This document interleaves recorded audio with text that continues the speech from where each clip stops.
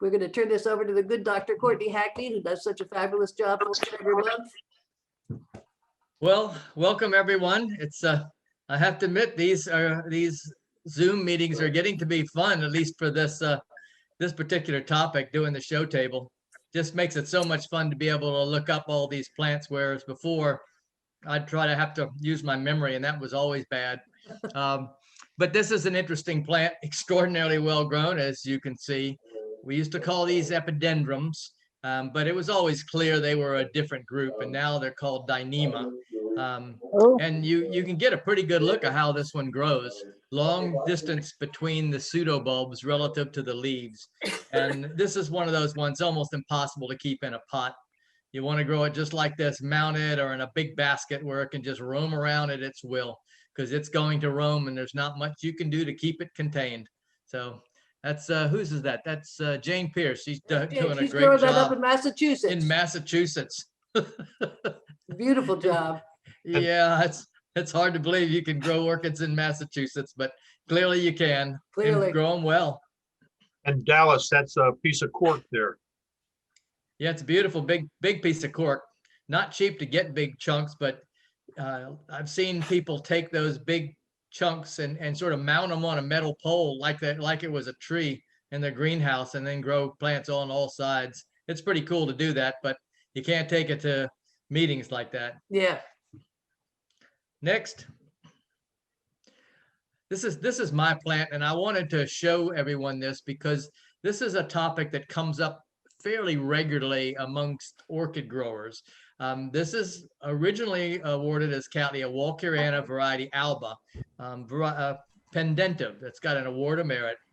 And there has been a contention about this particular clone for the longest time. And the contention has been that it is not Cattleya walkeriana, because Cattleya walkeriana does what this little description says. It sends up a separate growth, no leaf, and has a flower on it. And you can see in this case, this particular clone actually did that, which it's not supposed to. I've had this for 30 years or so. And the better it's growing, the more likely it is to actually throw a growth up in the proper form. Some Japanese people did a study, and they showed that this is, in fact, genetically a true walkeriana. But, and here's the point I want to make, it's from a different population. And lo and behold, I actually found the variety. It's a named variety. It's called Princeps. It's in the literature, so it's legitimate. It's just a place different than most of the walkeriana are found. And as I said, it's genetically very closely related to the other populations. But many orchids have these little populations on a different mountain or a different stream or somewhere, and they're always just a little bit different. In this case, it was significant to a lot of folks, but everyone now recognizes this is, in fact, walkeriana. Next. Here's another one for which there was controversy for years. This is Cattleya laudekesii. Two beautiful forms are the parents of this. And for those of you who are sort of unfamiliar with the way this is designated, this is the species, but they show the two clones that were used to make the cross to produce this. This is closely related to Cattleya harrisoniana. And for years, they were considered varieties. One was considered variety of the other. They bloom at different times, and they have some distinct differences florally as well. A beautiful bifoliate. It likes high light. You won't get flowers like this if it's grown in low light. But they are very easy to grow and pretty easy to flower. Just you get the best flowers in really high light. Mine are growing right up near the glazing at the top. And there it's in bloom too. And that's that nice bright pink color. Next. Hey, just a quick question on that one, if you got a second. Sure. Okay, so you said it was from two clones, but it's a species. That's right. And So, it's a good point to make. A clone is nothing more than a variety, a plant that someone picked and they thought it had really good characteristics. It's that species, and here is two really good examples of that species crossed together. And the idea is to make something even better. And that's something that we call line breeding.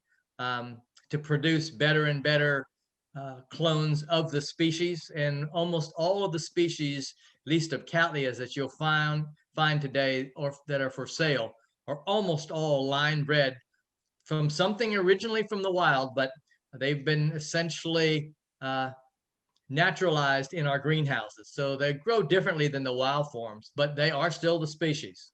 Okay, so it's actually species to species That's right. cross. Okay, The gotcha. same All right. species crossed to Okay. each other. Okay, I can take that. Okay. Okay. Okay, next. Warneri variety Alba. You've heard me say this if you've been on or been to our meetings and been on the Zoom. Alba forms of species were once extraordinarily valuable and extremely rare. Warneri is a really important one because of the time when it blooms. It was one of those particular species that could move the flowering season into being closer to Mother's Day and Easter and so forth. This is actually a very nice clone. This is Bob and Yvonne's. 3 flowers on a stem. That's extremely good for around here. I don't know you'd get much more than maybe 1 more, but nice going. Pretty clone. This is my plant. This is an extremely famous clone. This is Cattleya Bowbells Honolulu. Most people who've been doing this any length of time know that Cattleya Bowbells essentially was the breakthrough cross in white Cattleyas. Bowbells, in fact, was a Grex. That means all of the seedlings escaped from Europe before the war actually came to them. And this bloomed in Signal Mountain in Tennessee in the late 40s or early 40s. I'm sorry, mid 40s, right after the war. And it was just so exquisite that everyone went nuts trying to use it to make hybrids. Turns out they're all triploids, all of the original cross was. And the people who own that Grex basically made a lot of sib crosses and got some to take. This is one of the products that popped out that is a true tetraploid. It breeds prolifically, and it's very, very difficult to find, particularly finding one that's virus-free. And this is virus-free. For those of you that knew of Joe Grisafi, this was in his greenhouse. He had found a clone, and it was still virus-free when he died. Did you get that Next. from Joe? Yes. Wow. Well, indirectly from Joe. It came from Joe via someone in between. Okay. So what's a tetraploid? What is that?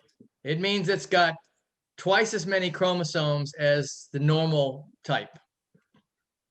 And that simply means it passes more of its traits on to its offspring. More modifiers. Yeah. Okay. Okay. And you could also talk about larger flowers or larger.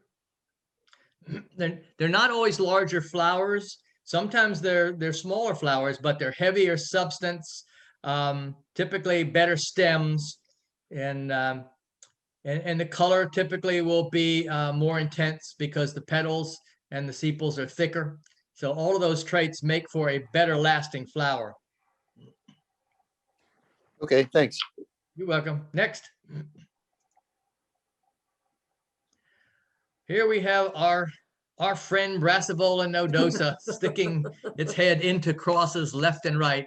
And I love the 3 put together here, Sue. 3 very different looks. One is a 2nd generation nodosa, and that's the Playa Arapo, but you can still see that shape coming through. And the other parent is a really dominant one, but still the nodosa is dominant. Yellowbird below, that's Steve Hawkins' plant, nodosa by Richard Mueller. Again, it's a 1st generation nodosa, but Richard Mueller is also a nodosa cross. So you've got 2 doses. And the beauty of it is that it's yellow. And Richard Mueller has a Rupicolous laelia as a parent. And those are one of the few Cattleyas that will bring its color into the hybrids with nodosa. And that is a beautiful hybrid in itself. I one time thought I had a well-grown plant because I had 80 flowers, and I looked up some of the previous awards, and I wasn't even close. The awards given for culture were in the hundreds of flowers because it will branch. and produce lots and lots of flowers. Nice plant to grow into a specimen. And the other one, Jiminy Cricket, is one of my favorites, Digbyana by Nodosa. And it's typically green to whitish green with that big lip. And that comes from the Digbyana. You'll notice it's not real frilly like Digbyana because, again, Nodosa is so dominant. But it's a beautiful plant and fairly easy to grow. And being grown very well. I like the way it's in that particular pot. Looks like a tree fern pot. Yeah. Next. We don't see a lot of Laelias here, straight true Laelias. This is rubescens by Anceps, Laelia moroni. Nice long stems. That's a characteristic of the Mexican Laelias. Beautiful pink color. And the other characteristic of anything crossed with Laelia anceps is that they can take a lot of cold. Laelia anceps in nature comes from a place where they get frosts. So in California, you'll see a lot of people, Southern California, growing this species out in the wild.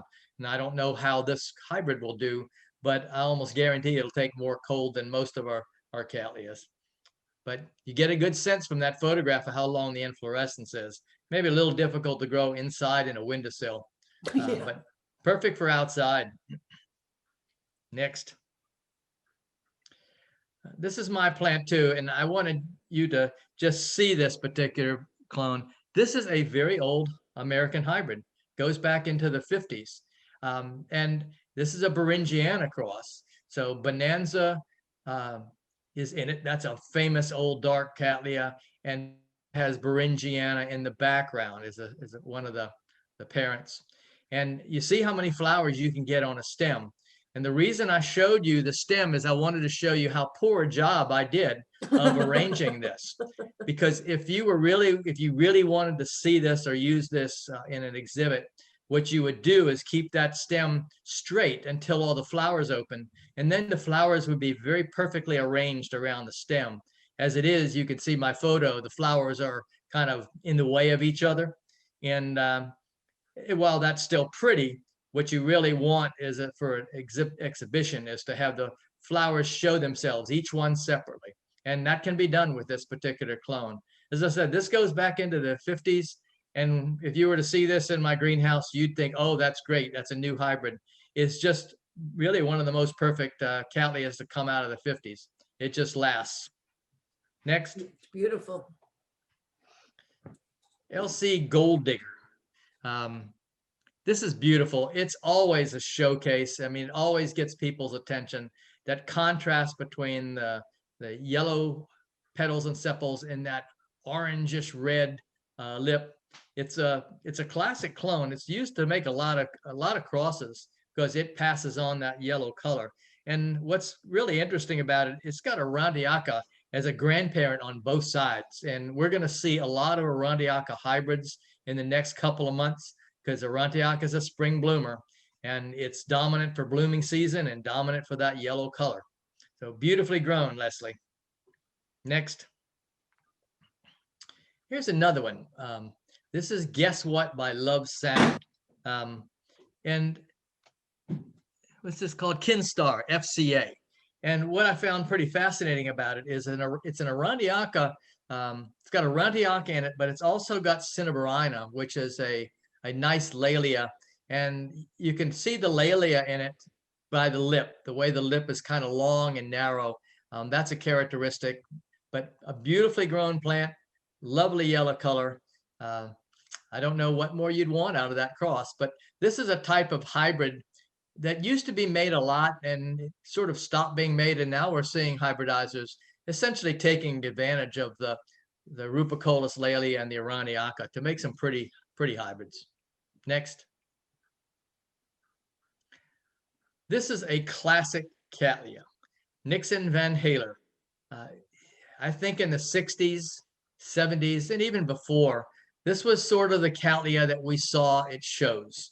And the interesting thing about this hybrid and many large Labiat Cattleyas is they get better the more bulbs you have on the plant and the bigger they have.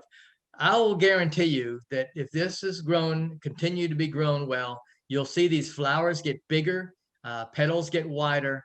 and probably have another flower or two. So this being grown well, it can get even bigger. And I say this because some people get discouraged when their first bloom isn't what the advertisement said.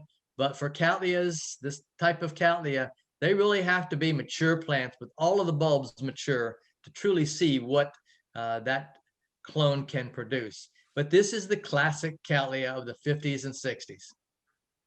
Next. Well, Sue, this is yours, right? Yeah. Yep. This is a really interesting thing to see.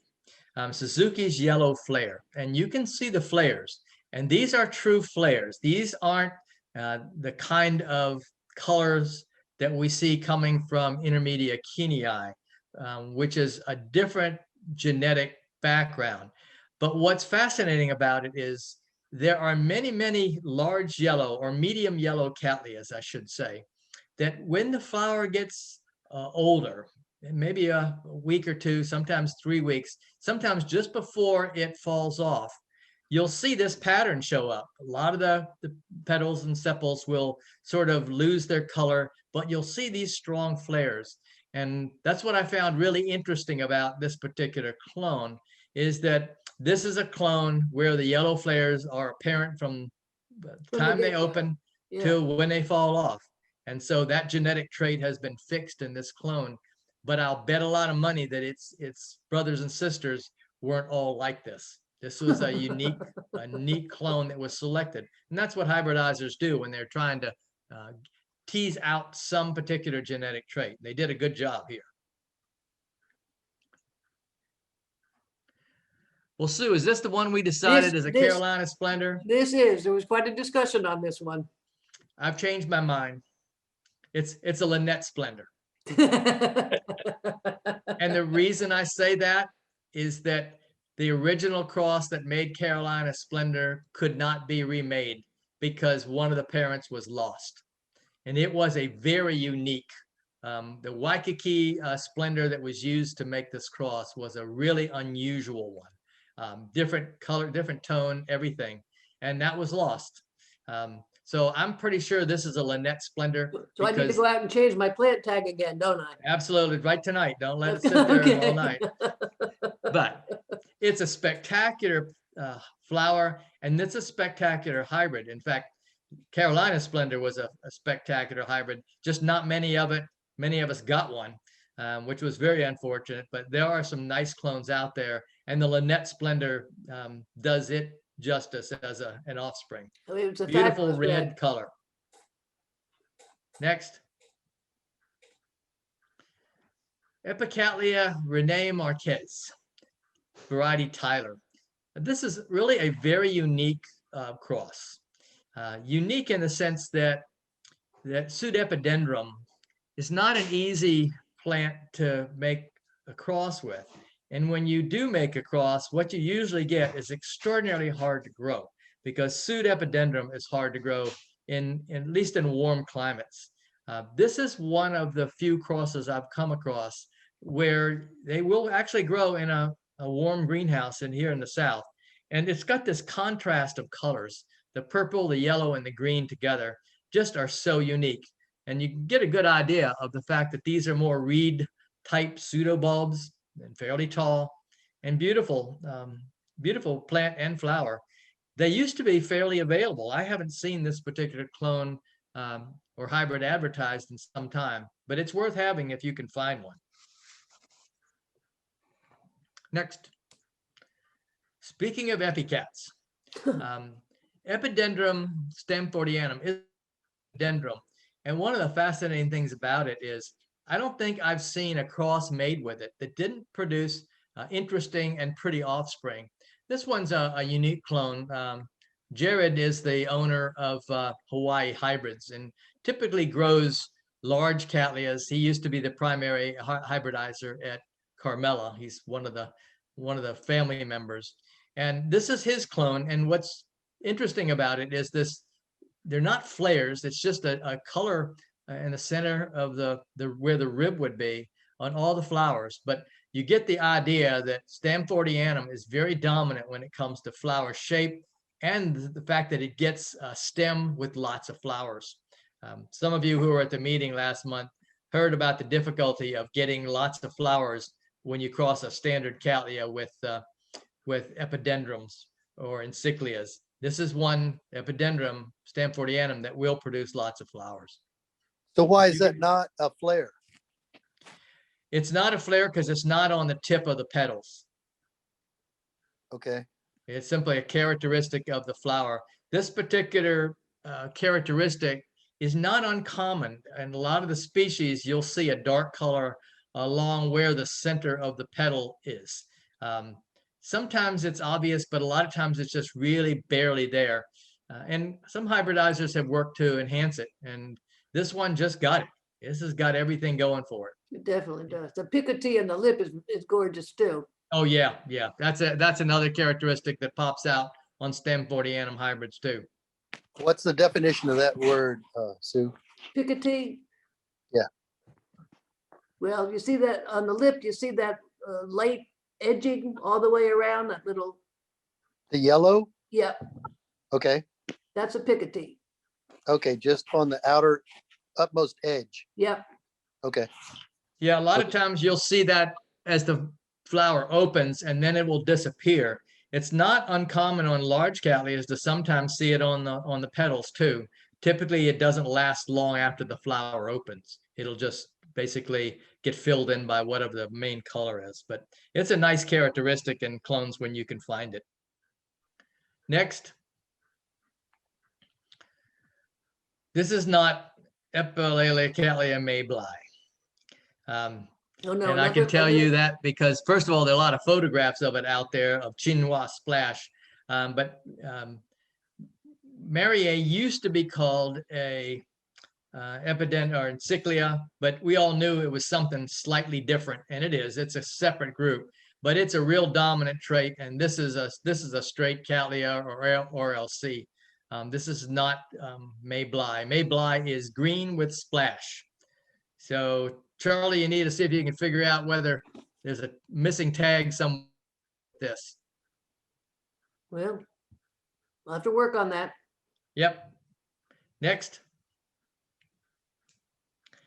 Leptodes, Bonkiana. Leptodes is a diminutive species, and you get a pretty good look of how it grows.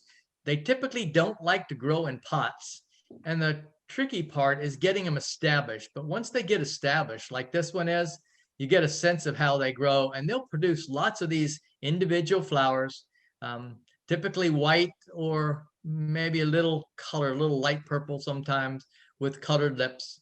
There are a number of species, and we see them fairly commonly in nurseries, but you don't see a lot of people growing them well. Leslie's got this growth characteristic nailed down. It's really nice. Next. Paphiopedilum. I hesitate to call this an alba form, but both parents, the Loei and Philippinensis that made this, are in fact albas. I'd say this is more of an albescence because there's a little purple tinge there, but all the other color is pretty much gone. And the real reason I wanted this on there is because it's a multifloral paph. And we've got some coming up that are a little bit different, but you see the fact that they can have 4, 5, 6 flowers on a stem, and they last a long time. This started first bloom open maybe a month and a half ago, and it's still got 4 flowers on it. So they're nice, they're long lasting, and they're really easy to grow here in Florida. People have trouble with multifloras, with paphs, but multifloras do well in the heat for the most part. Hey, Sue. Next. Sue, Yeah, can you maybe do a beginner class on the paphs? Because I've just never had the chutzpah to kill that many of those things and figure out how to make them grow. I think we can nominate somebody we can nominate Susan to do that because she does very well with them. Okay, because that's something I would like to try, but I just never have added those to the mix. Okay. Now, paphs, the multiflora paphs, in my opinion, are weeds. I typically grow them under my benches. I'll tell you, the only trick is I grow them in rock, and I put maybe a teaspoon of dolomite lime on them once a month. and don't pay any attention to them until I see the spikes starting to open. This one actually is supposed to be a hard to grow one, and it has responded to the same treatment. They Well, don't I like. can grow weeds, but Oh yeah, well you like these. They do not like acid water. So that's one of the things people okay, make a I'm mistake. calcium. I'm Yeah. calcium. Okay. Well, a lot of the fertilizers are fairly acidic, and if you give these real acidic fertilizer every time, you'll find they don't grow well. It tends to kill the roots, but just keep throwing the lime on them and they'll grow. Okay. I haven't ever tried it. I just have been reluctant. They're easy. All right. Next. And here we have Paph mochidianum. And this is what we call a sequential bloomer. So you see one flower here, and the inflorescence will have another bud just above it.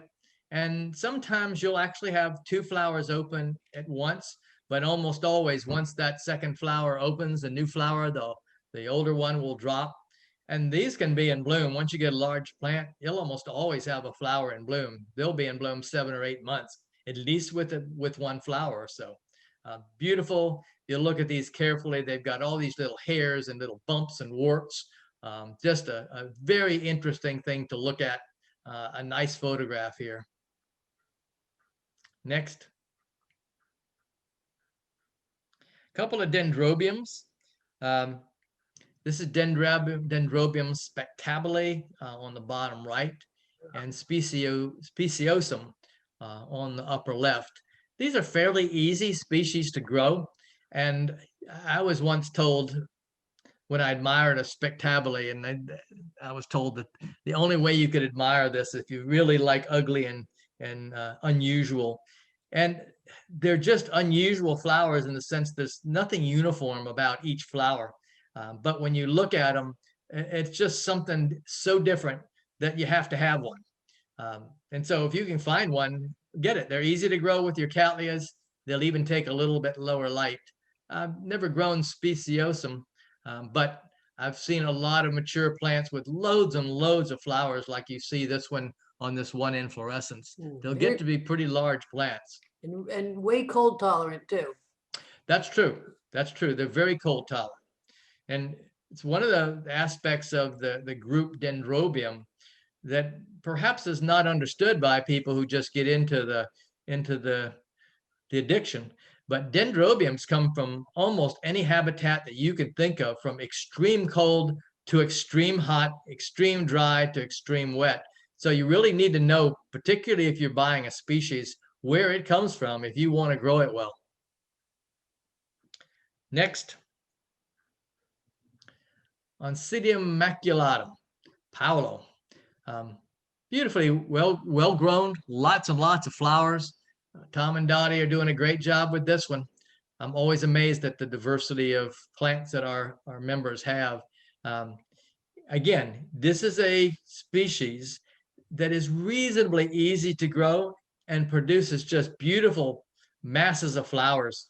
And the plants seem to like to stay together. Don't divide this if you've got one, unless you need space or you want to give a clone to somebody or a division. They really like to be crowded, and the more crowded it is, the more flowers you'll get. And the only thing you have to watch out for is maybe the medium starting to go. But again, if you want lots of flowers, repot it, keep it in just maybe a little bit bigger pot. Next. Tolumnias. Yes, this is the season for these little kind of things. The original name was Moyar's weeds because the fella who made the crosses in the beginning, they were so ugly, and he brought them to all the meetings. He was a famous hybridizer, and all his fellow judges and members just referred to him as Moyar's weeds because they were all little tiny yellow things. And you can see that he was right. In that group of Tolumnias, these are mostly, in fact, I think they're all from the Caribbean. They grow in scrub habitat, which looks very inhospitable for any orchid, much less any plant. But they produce these gorgeous flowers. They're little tiny plants, and you can see in the back, the plant, upper right, you can see the inflorescence. They tend to die quickly. because if you get them too wet for too long, they'll get rots. They also attract scale, and scale will get down in those bracts, and they are very sensitive to most of the pesticides that kill scale. So between rots and people spraying them for scale is probably how most of them die. Ideally, you grow them where there's a lot of air movement around the roots and where they dry out immediately.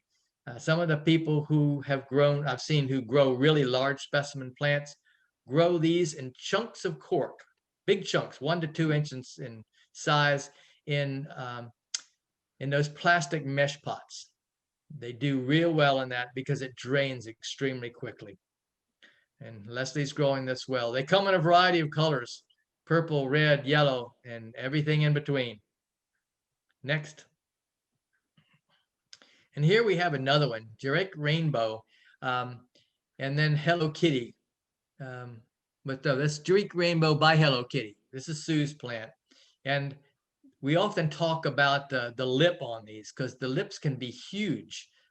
Some of the big ones, I say big flowers, can be almost 10 centimeters across. And that's monstrous for a little tiny plant like this. And what I found most interesting about the flowers up on the left is that the Thai have started breeding these things. This is being bred in Thailand. And it didn't surprise me because the Thais are very quick to find something that they can work with and grow out and explore in terms of the genetics. And of course, Thailand is nice and warm, and someone in Thailand is doing a good job producing these things. On the bottom to the right is a cross between a Rhodricidium, 2 Rhodricidiums. And I told you that the Tolumnias are all from the Caribbean. Well, there is a species or a genus that comes from the very northern part of South America that is very closely related. And the reason they are there is, some of you don't know this, but the Caribbean islands actually used to be in the Pacific, and they migrated east between North and South America. And as they moved between North and South America, apparently some of the species jumped over to South America. And so we have these that will make hybrids with Tolumnias. And once you see them mixed in, you really can't tell which is which. But the flowers of the Rhodricidium are really different than the Tolumnias in terms of their shape. But they add something to it. Typically, it's a bigger plant. Next. Catasetum pileatum, just beautiful yellow colors. Just, I don't know what you do to make anything better than this particular species, but with the color. And I know in shows, people have often asked me when there are catasetums in it, especially pileatum, is that real? Because it really looks like it's waxed, like somebody just stuck that on a plant, tried to fool you. They're that kind of an orchid that they're just fairly unique. And here we have to the right a cross with pileatum and John C. Burchett, and beautifully grown again. Of course, Sue does this really well. Brandon's the grower on the left. And as I recall, Brandon grows under lights. Does a And fabulous does it job. extremely well. So when we talk about greenhouses, just be aware, if you don't have the ability to have a greenhouse, you can grow virtually every orchid that we will see under lights. Don't ask me, ask Brandon. He's the one who can do it well. But these are really beautiful species and look very different than most of the other orchids that we're used to seeing. Next. Here we have closely related to the 2 we just saw, Mormodia Barnabas Collins and Mormodia Lime Tiger, St. Augustine. Got an AM, Sue, I didn't know that. Oh, yeah. It's really beautiful. All the inflorescences just basically hanging down around the pot. And again, these are tricky to grow if you don't know that they have to really dry out. And when I say really dry out, talk to Sue about how much you have to dry them. Because if you don't, you won't get new growths and you'll lose your plant. The other thing about Mormodias is all the ones that I can think of, they have these inflorescences that hang down, and you've got to make sure you've got space when the inflorescence starts to come out so they can do that. If you really want to see them like this, but that's really pretty. Beautiful, beautifully grown. Next. Phalaenopsis schilleriana. This is Sheila's plant. The flowers are beautiful. They're nice and pink. And what you can't see here is the plant is actually beautiful too. Schilleriana is one of those phals that has this beautiful mottled foliage. And to make it even more interesting, these inflorescences can be 7 or 8 feet long in a very large plant and be branched multiple times. They can be absolutely breathtaking, spectacular, but you've got to have a big greenhouse to get that. And the best I've ever seen were being grown up in the top of a greenhouse in baskets or mounted, and getting them established on a mount is tricky. A basket's probably a better way to go. But if you're going to do this, the thing you have to make sure of is that the crown of that Phalaenopsis hangs down. If you get any amount of water in there during the wintertime, when we get these temperatures lower than 60, you have a real good chance of getting crown rot. And I keep getting crown rot every year, and the beauty of it is once you solve that problem, they keep branching back and sprouting from the base. So they can be saved. It's a beautiful species worth growing. And again, the plant itself, the more light it gets, the more beautiful the foliage. We haven't seen any people growing giant ones here, but we all should try because it can be done. But there are a lot of flowers on this one. Someone's doing a good job, Sheila. Next. Jubal red rose and Fuller's red eagle. There are a couple things that I wanted you to see in this. First of all, the flowers are beautiful, red, and this color, this pattern on the Fuller's red eagle that is striking. And on the left, just a solid color of the Jubal red rose. The other thing you should see is look at how they're mounted. They're staked, looks like bamboo stakes on the left. And then notice that little fine wire that is bending the inflorescence down. You can see the result of that on the plant on the right. You get to see all the flowers on a nice shingle. And that's what orchid growers try to do. You don't typically have to have that wire in a greenhouse. The flowers will start to bend down after a certain amount of time and produce the shingled effect. The problem you have is these days, if you have a lot of air movement in your greenhouse, or sometimes when you're watering, all that water hits that inflorescence and it can break.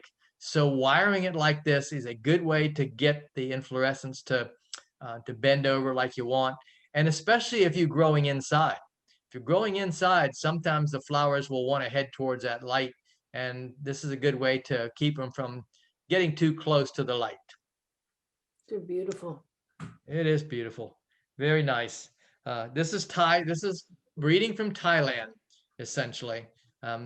Some American hybridizers are using some of the Thai phals to make hybrids, but the Thais are just so prolific in producing beautiful clones, and they raise thousands of these and then select the ones that are the most unique and make cloning. They clone them. So we get to see the best of the best. But I've seen photographs from people who've been to Thailand and seen some of these greenhouses. And I'll tell you, many of the ones that they didn't even think good enough, I'd love to have in my greenhouse. They just select ones that are uniquely different than any other competitors. That's a real strong competition among the Thai growers. Next. More Thai breeding. Now, there's something here for you to know and understand, because it is very important, particularly if you're going to take a plant to judging or even in shows. These plants, neither of these do we truly know what the parents were. Super Golden Brick by Llewellyn Pretty Lip. These are not registered with the unless one of them, what is it? Golden Brick is not registered with the Royal Horticultural Society. And the Thai breeders have essentially started doing that. I've been told it's so their competitors won't know how to reproduce the same thing. But the problem is that for us, it's a beautiful, beautiful clone, got distinct characteristics, but you really can't use it in a show. It's hard to say much about it. Is this an improvement over the parents? We don't know, because we don't really know what's in the background. We can imagine, but we don't truly know. But beautifully grown, no matter what they are. And beautiful flowers. They are. Phalaenopsis have become just such a staple in people's homes, people who don't have the addiction yet. You see these everywhere. These are two nice clones. Next. Falser Elton John. These go back to that original mutated clone from Taiwan that was bred into everything, that had the irregular spots, and they have bred this into every possible combination that you can imagine. And this is properly named. This is beautiful. I've seen these in shows and seen them offered for sale. It's just strikingly different than anything. And I imagine that if you were to look at all of its sibs, you'd see all sorts of other variations, everything from no spots and stripes to almost solid spots and stripes, because that's what that kind of breeding does. Just beautifully grown. Next. Amiciella monticola. I don't know this clone. I'm not sure that I've seen it, except I think I've seen it brought into our show table before. This is Linda's plant, and it's a fairly small member of the angraecoids from Africa and Madagascar. And they typically have white flowers, green flowers, and something in between. And almost all of them have a nectary, and they're pollinated by moths.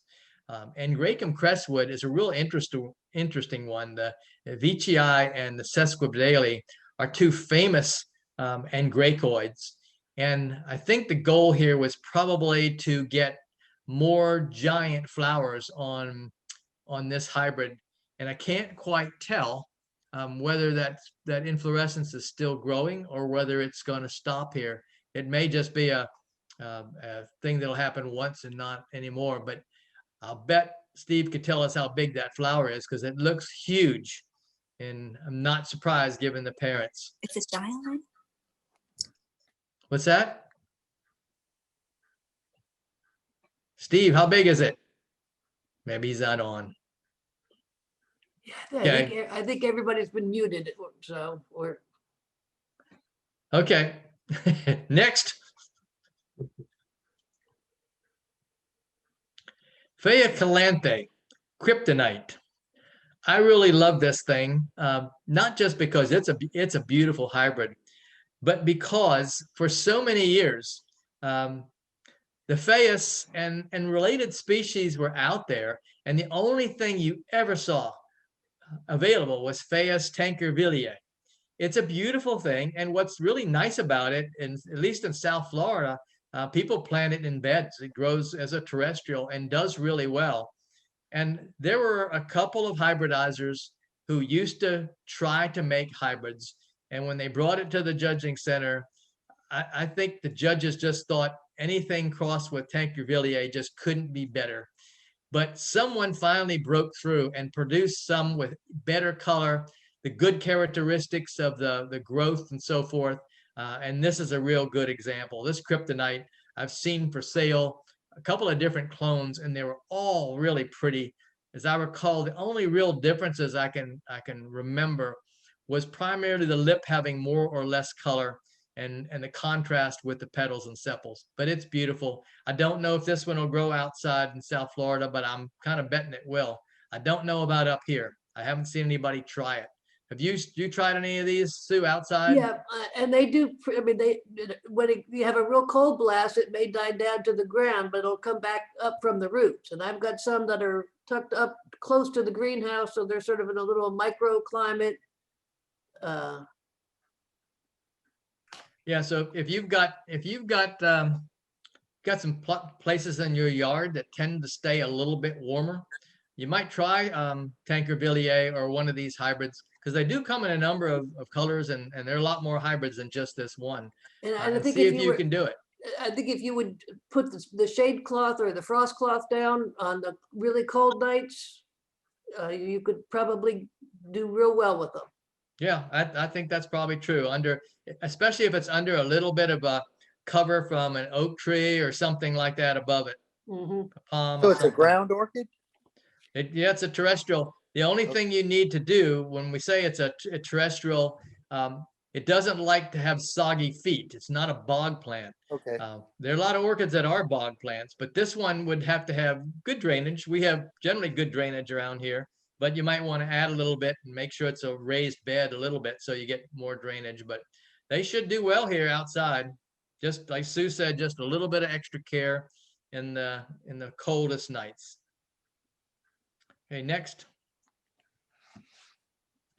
Pleurophthalus. I'm always astounded how many species of this there are. And some of you may perhaps have been in South America on hikes and just looked up in the trees and saw what looked like moss growing everywhere, little tiny ferns and so forth. I'll guarantee you, if you ever did that, you weren't just looking at ferns, you were looking at pleurophthalus. Most of them are little tiny things that grow in mist forest or places where it's moist all the time. Some grow up in pretty high elevations where it's pretty cold, but they all have one characteristic, and that is they like really high quality water. So if you've had trouble growing these and you use city water or well water, and you want to try to grow them, they don't take much space, and you can see the flowers. Each one is a little unique thing. Many are really spectacularly beautiful, especially on a close-up photo like this. Again, don't take much room. They'll do well in a Wardian case if you're growing that way. They do like high humidity, so just putting them inside a house, they don't like the humidity that we like. They probably like 70 or 80% all the time. And as I said, temperature isn't the key thing for them. It's the humidity that's most important, and good water. This is Leslie's. I should have known. Should have known. Okay, next. Zygonesia cynosure, bluebird. Interesting intergeneric hybrid. I remember when they first started trying zygo hybrids, they weren't producing anything that was better than the zygo, but eventually, clearly, they're coming up with some interesting hybrids that have color, and I'm almost willing to bet there's some fragrance there too. We'd have to ask Steve that, but I also suspect you're not getting a real good view of how colorful that is. I'll almost guarantee you that's blue, especially the fact that the name says bluebird. It's got an AM. So this is not a shabby flower. And again, can't really tell the size necessarily. That's the one thing we can't get in the Zoom. I keep smelling every time one of these photos comes up, but nothing's happening. We do get that in the real world when we have a show table. Next. Phylogeny, Unchained Melody. I used to have a Phylogeny flaccida that I really just loved, even though it was one of the few that I didn't find that I liked the fragrance. To me, it was just a little off. Most of the Phylogeny have a really nice, rich fragrance. We don't see a lot of these grown, at least here. They should grow okay. For the most part, they don't like a lot of heat, but there are a few species that do.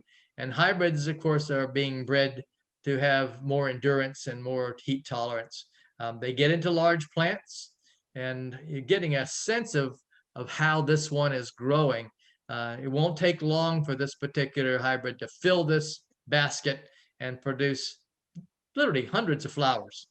That's a characteristic of this particular group of orchids. If you're new to orchids and you keep hearing about orchids that are unusual and not grown a lot, it's not because they're not beautiful. It's just because we often haven't had good sources of them, and they just haven't been appealing to some folks. Most of the Phylogeny look very much like this one, with the white flowers, yellowish lip, and there's not a lot of variations in color. So that sort of makes some people not interested in them. They're beautiful and nice to have. Again, real fragrant. Next. Dendrochilum. Dendrochilums are just beautiful species.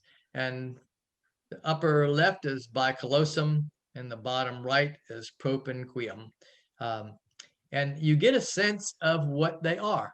And you can't quite see a characteristic on the bicolosum that I love, and it is that the little tiny flowers on these stems are in a whorl pattern. And it's just striking the way they go round and round. And again, look at how many inflorescences there are. And this is one of the ones, if you kill all of your orchids by overwatering, this is one of the ones that will grow for you. I grow mine in water. Just basically there's a tray at the bottom and I make sure it's filled with rainwater. Even though I don't water with rainwater, at least there's rainwater at the very bottom of the thing. And the only thing you can really do to kill these is to basically let them dry out too much. As long as you keep them nice and wet, they're like bulbophyllums. They grow extremely well. And we're going to do a bulbophyllum talk next month, right, Sue? Next month, yep. So that's the advertisement for those of you who want to grow bulbophyllums. Some real experts coming. Okay, next. Here's a bulbophyllum gracillum, Joy's dancing spider, AMAOS. And bulbophyllums in some ways are like other genera in that the number and variety of kinds of inflorescences and flowers and how the flowers are arranged almost seems infinite. And it's hard to actually count how many inflorescences are on here because some of them essentially go off the photos, the edge of the photo. But I think you get a sense of the fact that there are a lot of inflorescences on this plant. And you can see how the bulbs and are growing outside of the pot, growing down along the side of the pot. And when you get to that point, you've got a real happy plant. The bigger the plant, if it's a bulbo, generally the happier they are and the more flowers you'll get. So the only downside to bulbos, and most of you know this, and it's maybe good that we're seeing these on the screen, is their fragrance can be not very nice. It can be pretty stinky. So we're not having to worry about that on the Zoom. Okay, next. Oh, that's it. I think Okay. that's it. I've Thank already you, Courtney. advertised the bulbos. Yep, Courtney, you were wonderful. Well, I hope so. Hope Okay. everybody enjoyed it. We Oh, do our yeah. best to make everybody happy. Yep. As And thank Courtney you all said- for sending in your photos. There's been some really nice photos and good things to talk about. It's not just everyone sending in, a foul photo. We get so many different kinds of things and nice photos, not just, the photos that I take, but mine are just kind of mediocre compared to most of the ones that I see y'all send in. So don't stop. Sue and I are talking about, eventually getting back to doing some kind of a show kind of table, more oriented around culture at the regular meetings. So I don't think we're finished talking about how we're going to do this yet, or if we're going to do it, but we'll see. We're talking. We're talking. Next month, Linda's put together a really fabulous program on bulbophyllums, and a lot of our members have gotten more and more interested in bulbophyllums, and so Linda's gonna talk about the different varieties and how you grow them, and then she's gonna do a demonstration on how she grows them, in bonsai pots. You know how artistic she is, and when she brings her plants into the show table, they are always perfectly groomed and beautiful.